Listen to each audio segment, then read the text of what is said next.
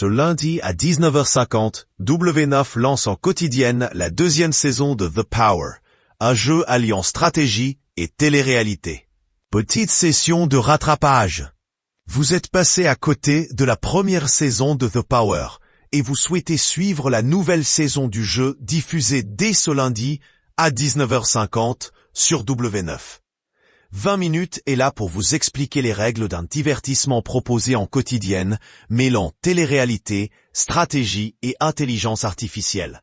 IA. Qui est le Power Player?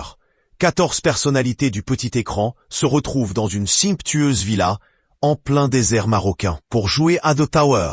Chaque semaine, les players, les candidats, entrent dans un tourbillon de stratégie et de rebondissement, avec, pour commencer, la cérémonie de désignation du Power Player qui met immédiatement un candidat en danger. Son rôle? Tout contrôler, imposer ses décisions, manipuler les autres, et surtout, éliminer l'un des players. Les players doivent de leur côté s'affronter, lors de jeux, en solo ou en équipe, pour décrocher un indice sur l'identité du Power Player. Cree, nouveauté cette saison. Le Power Player choisit un player pour relever un défi et tenter de remporter un nouvel indice sur son identité. Pour moi, être Power Player, c'est le rêve, nous a confié Lou Pernaut, la fille de Jean-Pierre Pernaut, qui participe à l'aventure avec sa mère, Nathalie Marquet. Une immunité en jeu, le Power Player va pouvoir quant à lui désigner deux cibles.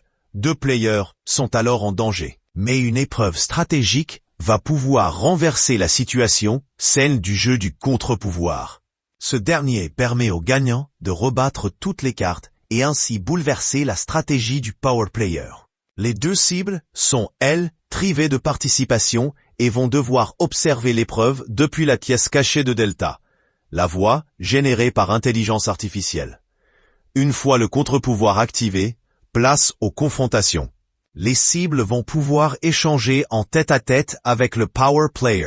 Elles s'affrontent ensuite dans un ultime duel pour remporter l'immunité. La cible gagnante est sauvée et rejoint les autres players, tandis que la cible perdante se dirige vers la tente de l'élimination. Tous les players se réunissent, puis la cible perdante prend le contrôle et appelle les candidats un par un pour tenter de démasquer le Power Player. Si elle révèle son identité lors du dernier passage, le Power Player est immédiatement éliminé du jeu. Si son identité est révélée avant l'ultime passage, la cible est alors éliminée. Une finale inédite, cette saison 2 de The Power sur W9 se clôturera par une finale spectaculaire, une traque ultime du Power Player. Ces cibles vont disparaître une à une, laissant place à une chasse à l'homme ou à la femme. La finale commence avec les 7 derniers players de la saison, parmi lesquels un Power Player a été désigné.